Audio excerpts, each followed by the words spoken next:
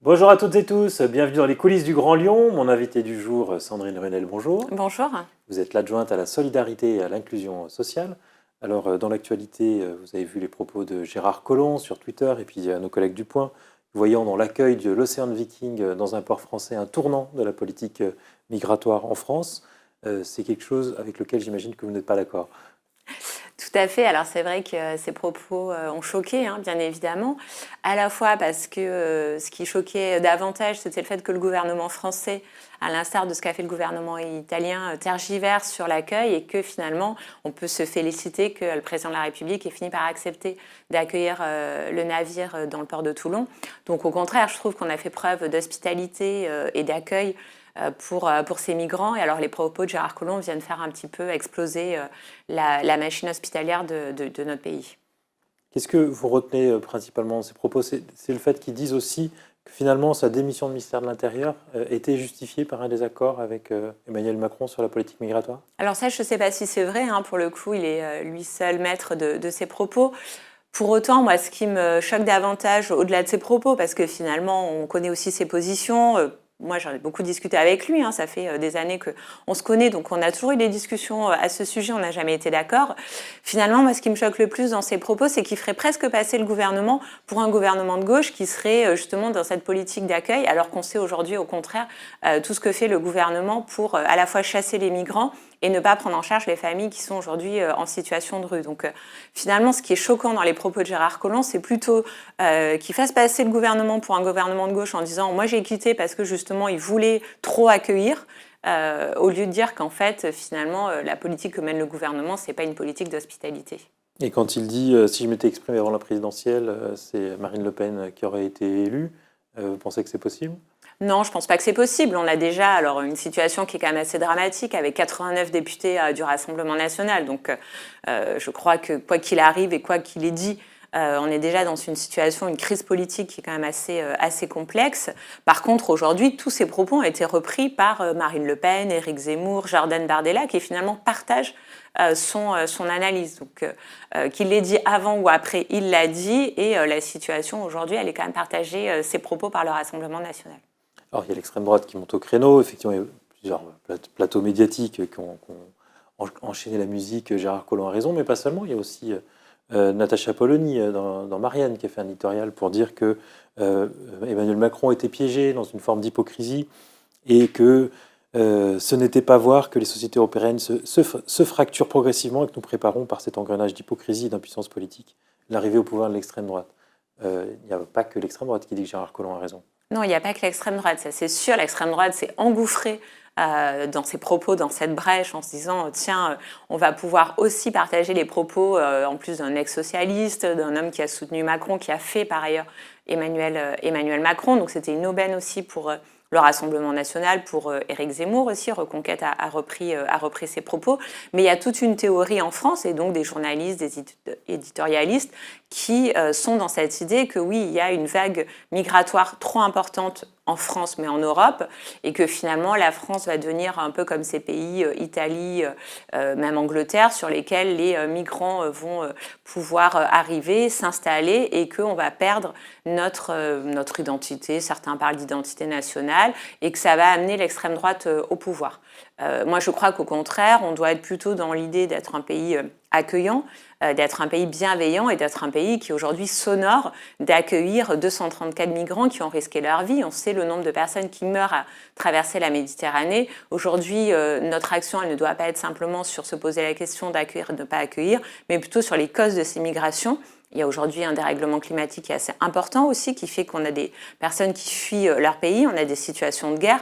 Et donc, posons-nous plutôt ces questions-là avant de se dire que l'extrême droite va arriver au pouvoir à cause de 234 migrants qui traverseraient la Méditerranée. Alors ce que dit Gérard Collomb dans cette interview du Point, c'est aussi la seule solution, c'est le plan Marshall pour l'Afrique qu'avait proposé Borloo en 2018. Il n'y a pas d'issue. Il faut interrompre les filières, mais pour ça, il faut recréer de l'économie en Afrique. Alors, ce qui est certain, c'est qu'il faut interrompre les filières de passeurs, parce qu'aujourd'hui, il y a en plus des passeurs qui profitent à la fois de la misère, de la vulnérabilité des personnes qui quittent leur pays. On sait par ailleurs que les migrations se font quand même plutôt en interne. Donc en fait, les plus grandes migrations se font en Afrique de pays à pays. Il y a bien évidemment de l'économie et puis pareil de l'éducation aussi. Enfin, toutes ces politiques publiques-là qu'on n'a plus dans les pays qui sont aujourd'hui en difficulté, on doit pouvoir peut-être les aider, mais pas comme on l'a fait précédemment avec ni un plan Marshall, ni la colonisation qu'on a connue dans les années passées. Donc je crois qu'aujourd'hui, les pays ont eux aussi besoin d'émancipation et qu'ils ont besoin d'avoir les moyens de cette émancipation. On peut les accompagner, on peut les aider, mais il ne faut pas le faire à leur place. Mais interrompre ces filières, c'est aussi le discours de Gérard Collomb, c'est de dire que le Sean Viking on aurait dû demander le respect du droit de la mer, c'est-à-dire qu'il retourne vers les ports les plus proches. Les ports les plus proches, ils étaient sur les côtes africaines. Oui, mais là, on peut plus, en fait. Là, on parle d'humanitaire. Là, on parle de sauver des vies. Donc, on peut pas dire à des personnes qui ont traversé la Méditerranée, qui sont sur un navire et qui sont en difficulté, leur dire retourner sur les côtes africaines. Aujourd'hui, c'est des personnes qui sont dans un parcours migratoire et qui ont une vraie volonté de vouloir venir, par ailleurs pas qu'en France, mais en Italie, en Espagne, en Angleterre notamment, pour travailler et pour s'intégrer. Quels sont les moyens qu'on donne à ces personnes pour l'accès à l'emploi, pour l'accès à une insertion sociale? On a aujourd'hui des familles à Lyon, par ailleurs, qui sont en situation de rue, qui occupent des écoles parce qu'elles sont dehors, alors que ce sont des familles qui travaillent, qui arrivent à faire des heures de ménage ou de prestations. Donc, quels sont les moyens, une fois que les personnes sont en France, qu'on donne pour pouvoir intégrer dignement ces personnes? Et après, comment on interrompt aussi ces filières? Vous voyez bien avec la filière des mineurs isolés dans l'agglomération lyonnaise, les arrivées ne se tarissent pas. Pas du tout, oui.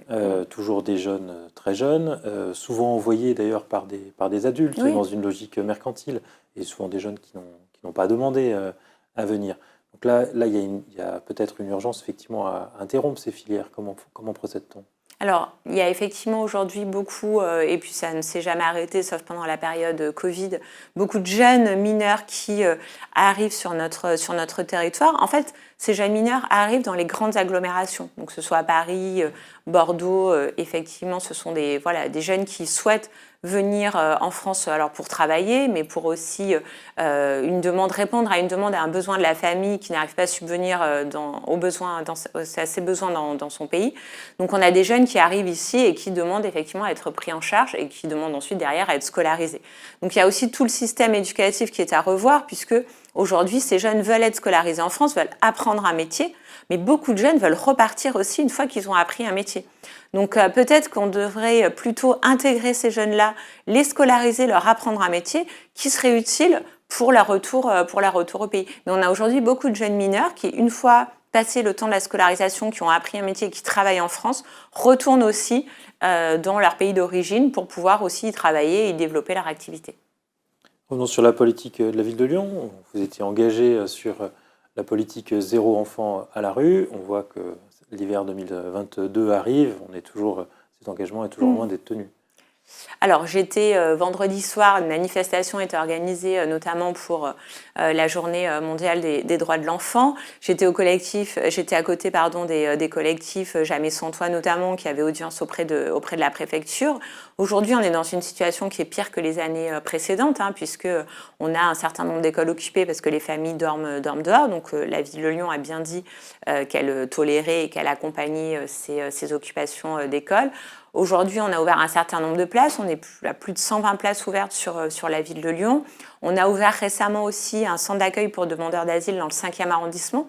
Donc, c'est 25 places pour des demandeurs d'asile avec donc des familles et des enfants qui étaient précédemment à la rue. Donc, la ville de Lyon continue son effort et continue son ambition. Mais vous étiez engagé sur un zéro enfant à la rue vous ne pouvez pas tenir. On a cette ambition et on continuera à l'afficher parce qu'on ne peut pas faire différemment et qu'il est impensable de laisser des enfants dormir dehors.